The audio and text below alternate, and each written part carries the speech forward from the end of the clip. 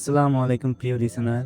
দেশ ও দেশান্তরের বাইরে থেকে যারা শুনছেন আমাদের নিয়মিত ভয়ের ঘটনাগুলো, সবাইকে স্বাগতম আমাদের ভূত পোকা ইউটিউব চ্যানেলে। প্রিয় লিসেনার, আমরা ইতিমধ্যে 100 সাবস্ক্রাইবার যুক্ত হয়েছে আমাদের চ্যানেলে। সবাইকে অনেক অনেক ধন্যবাদ, কৃতজ্ঞতা প্রকাশ করছি তাদের সবাইকে যারা আমাদের পরিবারের সাথে যুক্ত হয়েছেন। আর যারা সাবস্ক্রাইব করেননি এখনও, তারা সাবস্ক্রাইব করে আমাদের পরিবারের সাথে যুক্ত হয়ে যান। ঘটনাটি পাঠিয়েছেন সিফাত ভাই। সিফাত ভাইয়ের কাজিনের সাথে ঘটে যাওয়া ঘটনা। উনি যেভাবে লিখেছেন ঠিক সেভাবেই উপস্থাপন করছি। কক্সবাজার থেকে ফেরার দীর্ঘ যাত্রার শেষে রাত 10টার কিছু পরে মহিমা এবং তার পরিবার অবশেষে ঢাকায় পৌঁছায়। লং জার্নির ক্লান্তি যেন তাদের শরীরের প্রতিটি স্নায়ুতে জমেছিল। কোনো রকমে ভাত আর ডিম খেয়ে সবাই নিজের নিজের বিছানায় গা এলিয়ে দেয়। ঘর জুড়ে এক অলস নীরবতা ছড়িয়ে পড়ে। কিন্তু মহিমার ঘুম আসছিল না। তার শরীর যতটা ক্লান্ত, মন ততটাই যেন অশান্ত। ঘড়ির কাঁটা ধীরে ধীরে এগিয়ে যাচ্ছে। 1টা 15, 1টা 20 সময় পেরিয়ে যায়, আর ঘুম যেন তার চোখের পাতায় এসেও ফিরে যায়। অবশেষে ক্লান্তির কাছে হার মেনে কখন যেন মহিমা অজানায় তলিয়ে যায় ঘুমের ঘরে। কিন্তু বেশি সময় যায় না, হঠাৎ করে তার ঘুম ভেঙে যায়। ঘরের ভেতর অস্বাভাবিক ঠান্ডা। মহিমা আধখোলা চোখে দেখতে পেল জানালাটা একটু ফাঁকা, পর্দাটা সরানো। বাইরে তখন ঘুটঘুটে অন্ধকার, হালকা হালকা গুড়ি গুড়ি বৃষ্টি পড়ছে। দূরে কোথাও বিদ্যুতের চমক হালকা ঝলকানি দিয়ে চারপাশের অন্ধকার ছিন্ন ভিন্ন করছে। মহিমা ধীরে ধীরে কাপা হাতে পায়ের দিকের কাঁথা টেনে নেওয়ার চেষ্টা করল। ঠিক তখনই একটি অদ্ভুত অনুভূতি তার শরীরে ঠান্ডা স্রোতের মতো বয়ে গেল। কাঁথার উপর যেন কিছু একটা বসে আছে। যেমনটা কাঁথার উপরে কোনো ভারী যদি বস্তু বসে থাকে, কাঁথাটা কেমন টান টান লাগে, ঠিক তেমন। নরম না, শক্তও না, বরঞ্চ লোমশ। ভয় আর মহিমার দম বন্ধ হয়ে আসছিল। আর তখনই বিদ্যুতের এক ঝলকে মহিমা স্পষ্ট দেখতে পেল একটি বিকৃত চেহারা, একটি বড় আকারের বাদুড়ের মুখের মতো। সারা শরীর জুড়ে ঘন লোম, আর সেই বিকৃত মুখ তার দিকে তাকিয়ে আছে, ঠোঁটের কোণে এক ভয়ানক রহস্যময় হাসি নিয়ে। এসব দেখে মহিমার দেহ যেন অবাক হয়ে গেল। কিছু একটা তাকে পায়ের দিক থেকে এগিয়ে আসছে। তার চিৎকার করার চেষ্টা যেন ব্যর্থ হলো। গলা থেকে কোনো শব্দই বের হচ্ছিল না। কাপা হাতে নিজেকে সরানোর চেষ্টা করলো, কিন্তু শরীর তো জমে গেছে, এমন হয়ে গেছে। ভয়াল সেই লোমশ প্রাণীটি ধীরে ধীরে এগিয়ে এসে মাত্র 1 ফুট দূরত্বে থামল। তার ঠান্ডা কর্কশ হাতে মহিমার মাথায় স্পর্শ করল। এক অজানা ভাষায় ফিসফিস করে কিছু বলছিল সেই অবয়ব প্রাণীটি। ভাষার কোনো মানে বোঝা যাচ্ছিল না, কিন্তু শব্দগুলোর ভারী আওয়াজে মহিমার মেরুদণ্ড পর্যন্ত ঠান্ডা হয়ে যাচ্ছিল। মহিমা তার সমস্ত ইচ্ছা শক্তি দিয়ে হাত পা ছুটতে লাগলো। ধস্তাধস্তির এক পর্যায়ে টেবিলের উপর রাখা কাচের গ্লাস নিচে পড়ে বিকট শব্দে ভেঙে গেল।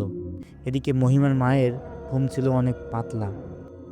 কাচের শব্দ শুনেই তিনি দৌড়ে মহিমার রুমে ছুটে আসে।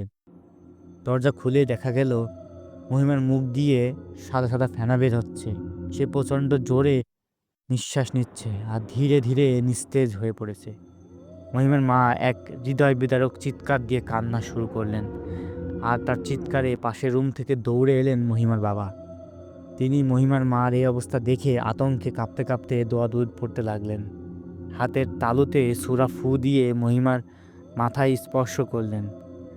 প্রায় ২০ থেকে ২৫ মিনিট অবিরাম ঝাড়ফুঁক করার পর মহিমার নিস্তেজ শরীরে সামান্য নড়াচড়া দেখা যাচ্ছিল। তার কণ্ঠে ভেঙে ভেঙে শব্দ হচ্ছিল। মহিমা ধীরে ধীরে একটু স্বাভাবিক হলো। তারপর মৃদু ভাঙা কণ্ঠে মা বাবাকে রাতের পুরো ভয়ঙ্কর ঘটনা বলল। ঘটনা শুনে মা বাবা স্তব্ধ হয়ে গেলেন। ঘরের বাতাস যেন আরও বেশি ভারী হয়ে উঠল। সবার মনে এক অজানা আশঙ্কায় ছায়া ঘনিয়ে এলো। মহিমার বাবা তার মাকে বললেন, তুমি আজ মহিমার সাথে থাকো, দরজা খোলা রাখো, লাইট অন করে ঘুমাও। আর কোনো সমস্যা হলে সাথে সাথে আমায় ডাকবে। সকালে এলাকার বড় হুজুরকে ডেকে আনবো। সেই রাতে মহিমা মায়ের বুকে মুখ গুজে বুক ভরা আতঙ্ক নিয়ে কোনো রকমে রাতটা পার করলো। ঘরের প্রতিটা কোণ থেকে অদৃশ্য ভয় যেন তাদের ঘিরে রেখেছিল। সকাল হতেই মহিমার বাবা দ্রুত এলাকার নামকরা হুজুরকে বাসায় ডেকে আনলেন। হুজুর প্রবেশ করতে ঘরের ভেতরে থমথমে পরিবেশ যেন আরও বেশি ভারী হয়ে উঠল। হুজুর চারিদিকে তাকিয়ে খানিকক্ষণ চুপ করে বসে রইলেন। তার চোখের ভেতর উদ্বেগের ছায়া ফুটে উঠল। তারপর গম্ভীর গলায় বললেন, এই ঘরের ভেতরে এক শয়তান পিশাচ এসেছে। মহিমা ওর কবলে পড়েছে। এখনই ব্যবস্থা নিতে হবে, নইলে বিপদ আরও বাড়বে। হুজুর সাথে আনা পানি ও কিছু বিশেষ তাবিজ বের করলেন। তিনি ঘরের প্রতিটা কোণায় সূরা পড়ে পানি ছিটাতে শুরু করলেন। মহিমাকে বিছানায় বসিয়ে তিনি ঝাড়ফুঁক শুরু করলেন। শুরুতে সব কিছু শান্ত ছিল, কিন্তু খানিক বাদে মহিমা আচমকা প্রচণ্ড জোরে চিৎকার দিয়ে উঠে বসে গেল। তার শরীরে প্রতিটি পেশি অদ্ভুতভাবে টান টান হয়ে উঠল। চোখের মণি লাল হয়ে গেল আর ঠোঁট থেকে ফেনা বের হতে লাগলো। তারপর মহিমার কণ্ঠে বদলে গেল। এক বিকৃত কর্কশ পুরুষালী গলা থেকে বের হলো ভয়ঙ্কর কথা। বলে উঠল, এই ঘর আমার, মহিমা আমার। তোমরা কারোর কিছু করতে পারবে না, কেউ পারবে না আমাকে থামাতে। তারপর মহিমার শরীর মাটিতে পড়ে গেল। গড়াতে লাগলো সে, যেন অদৃশ্য কারোর সাথে সে লড়াই করছে। ঘরের বাতাস হিমশীতল হয়ে গেল। জানলার পর্দায় নিজে থেকেই দুলে উঠল। জানালার কাছে হাতের ছাপ ফুটে উঠতে লাগলো। হুজুর দ্রুত তেলাওয়াতের গতি বাড়াতে লাগলেন। তিনি উচ্চ স্বরে সূরা পড়তে লাগলেন, ঘরে ফু দিতে লাগলেন। মহিমার হঠাৎ করে ভয়ঙ্কর চিৎকার করে উঠল, যেন শরীর থেকে কোনো অদৃশ্য কিছু ছিঁড়ে বের হয়ে যাচ্ছে এমন। ঘরের এক কোণ থেকে তখন একটা কর্কশ হাসির শব্দ ভেসে আসতে লাগলো, কিন্তু সেখানে কেউই ছিল না। প্রায় ১ ঘন্টা ধরে চলা লড়াইয়ের পর মহিমা নিথর হয়ে পড়ে গেল। তার নিঃশ্বাস শান্ত হলো, চোখ ধীরে ধীরে বন্ধ হয়ে এলো। হুজুর কপাল থেকে ঘাম মুছতে মুছতে বললেন, এইবার আপাতত দূর হয়েছে, তবে পুরোপুরি মুক্তি পেতে হলে কয়েকদিন বিশেষ আমল করতে হবে। আর এই বাসায় থাকা যাবে না কোনোভাবেই। এখানে কালো ছায়া জমে গেছে সেই পিশাচের। মহিমার বাবা মা সিদ্ধান্ত নিলেন তারা অস্থায়ীভাবে আত্মীয়র বাসায় চলে যাবেন। সবাই ব্যাগ গোছাতে ব্যস্ত হয়ে পড়ল। মহিমা দুর্বল শরীরে নিয়ে জানলার দিকে তাকিয়েছিল।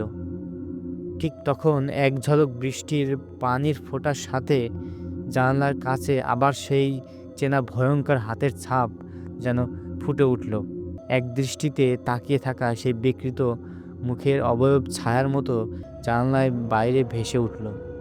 মহিমার কানে ভেসে এলো এক কর্কশ ফিসফিস করা গলা, আমি এখনো আছি, ফিরে আসবো, আবার দেখা হবে। এক মুহূর্তেই মধ্যেই যেন সেই ছায়াটা অদৃশ্য হয়ে গেল। শুধু জানালার বাইরে গুড়ি গুড়ি বৃষ্টি আর হিমশীতল বাতাস ছড়িয়ে রইল। আর মহিমার বুকে গভীর চিরস্থায়ী হয়ে জমা হয়ে রইল এক ভয়ানক রাতের স্মৃতি। এক স্মৃতি যা তাকে সারা জীবন তাড়া করে বেড়াবে। তো এই ছিল ঘটনাটি কেমন লেগেছে অবশ্যই জানাবেন, আর ভালো লাগলে অবশ্যই সাবস্ক্রাইব করবেন আমাদের চ্যানেলটি। ধন্যবাদ। স্বাগতম লিসনার আরও একটি নতুন ঘটনায়।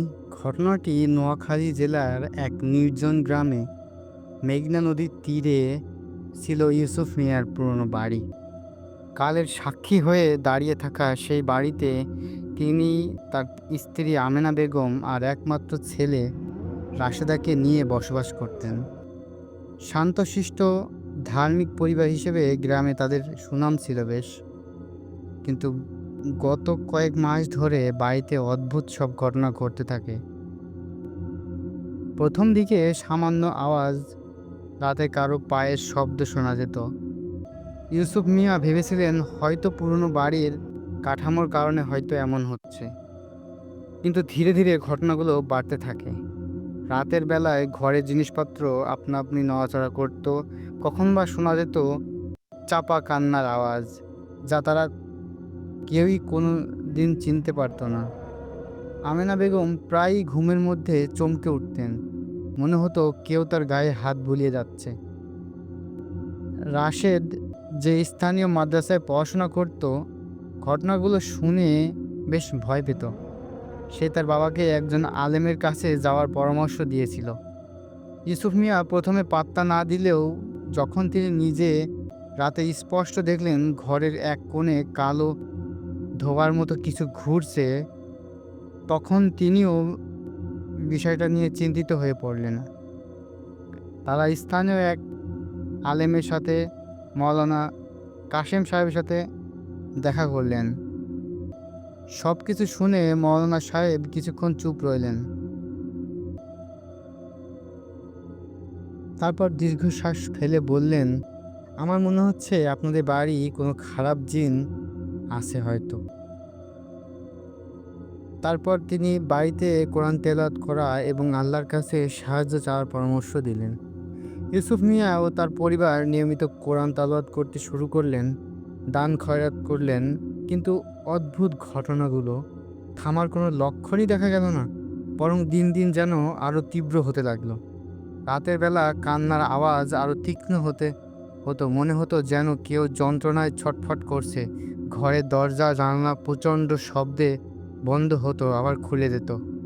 এক রাতে যখন ঝড় বৃষ্টি হচ্ছিল, ইউসুফ মিয়া স্পষ্ট শুনতে পেলেন কেউ তার নাম ধরে ডাকছে।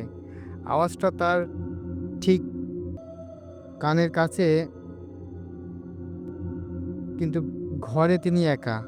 ভয়ে তার সারা শরীর ঠান্ডা হয়ে গেল। তিনি দ্রুত আমেনা বেগমকে ডাকলেন। তারা দুজনে ভয়ে জোরাজুরি করে সারা রাত কাটালেন। পরের দিন সকালে রাশেদ মাদ্রাসায় গিয়ে ইউসুফ মিয়া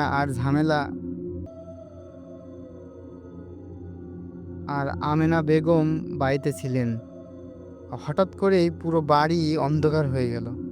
যদিও বাইরে তখন দিনের আলো ছিল, তারা দুইজন ভয়ে চিৎকার করে উঠলেন। মনে হলো যেন কেউ তাদের শ্বাস রোধ করার চেষ্টা করছে। তারা দুজন মাটিতে লুটায় পড়লেন। কিছুক্ষণ পর যখন আলো ফিরে এলো, তখন তারা যা দেখলেন তাতে ভয়ে তারা মারা যাওয়ার মতো অবস্থা। ঘরের মাঝখানে দাঁড়িয়ে ছিল এক বীভৎস ছায়ামূর্তি। মুখ তার আবছা, কিন্তু তার চোখ দুটো জ্বলন্ত অন্ধকারের মতো লাল। তার লম্বা হাড় জিরজিরে হাতগুলো যেন তাদের দিকেই বাড়ানো। ভয়ে আমেনা বেগম জ্ঞান হারিয়ে ফেলে সাথে সাথে। ইউসুফ মিয়া কোনো মতে আল্লাহু আকবার বলে চিৎকার করার চেষ্টা করলেন, কিন্তু তার গলা দিয়ে কোনো প্রকার আওয়াজই বের হলো না। সেই ছায়ামূর্তি ধীরে ধীরে তার দিকে এগিয়ে এলো। ইউসুফ মিয়া অনুভব করলেন যেন তার শরীরের সমস্ত শক্তি কেউ যেন চুষে নিচ্ছে। ঠিক সেই মুহূর্তে রাশেদ মাদ্রাসা থেকে ফিরে আসে। দরজা খুলে ভেতরে ঢুকেই সে সেই ভয়ানক দৃশ্য দেখতে পায়। ভয়ে তার মুখ নীল হয়ে যায়। সে তার হাতে থাকা কোরআন শরীফ উঁচু করে চিৎকার করে আয়তাল কুরসি পড়তে শুরু করলো। তার তেলাওয়াতের প্রভাব সেই ছায়ামূর্তি যেন পিছিয়ে যেতে শুরু করলো। তার জ্বলন্ত চোখগুলো স্পষ্ট যন্ত্রণা দেখা গেল। এক ভয়ানক আর্তনাদ করে মুখটা ধীরে ধীরে মিলিয়ে গেল। তবে সেই রাতের ঘটনার পর ইউসুফ মিয়ার পরিবার উপর নেমে আসে এক অপূরণীয় ক্ষতি। আমেনা বেগম আর কখনো সুস্থ হয়নি। কয়েকদিনের মধ্যেই তিনি অবশ্য মারা যান। ইউসুফ মিয়া সেই ভয়ঙ্কর দৃশ্য এখনো ভুলতে পারেননি। ধীরে ধীরে মানসিক ভারসাম্য হারিয়ে ফেলেন। রাশেদ একা হয়ে যায় সেই অভিশপ্ত বাড়িতে, আর থাকতে সাহস পায়নি কেউ। গ্রামের লোকেরা বলাবলি করত, হয়তো কোনো শক্তিশালী শয়তান তাদের উপর ভর করেছিল। সেই পুরনো বাড়ি আজও মেঘনা নদীর তীরে দাঁড়িয়ে আছে, নীরব, পরিত্যক্ত, যেন সেই ভয়ানক রাতের সাক্ষী হয়ে। অমাবস্যার রাতে নাকি আজও সেই বাড়িতে চাপা কান্নার আওয়াজ শোনা যায়, আর বাতাস ভারী হয়ে ওঠে এক অশরীরী আতঙ্কে। কেউ আর সাহস করে সেই বাড়ির ধারে কাছেও যায় না। জানে না সেখানে কোন ভয় লুকিয়ে শক্তি লুকিয়ে আছে, অপেক্ষা আছে নতুন কোনো শিকারের জন্য হয়তো। তো এই ছিল ঘটনাটি কেমন লেগেছে অবশ্যই জানাবেন। ধন্যবাদ।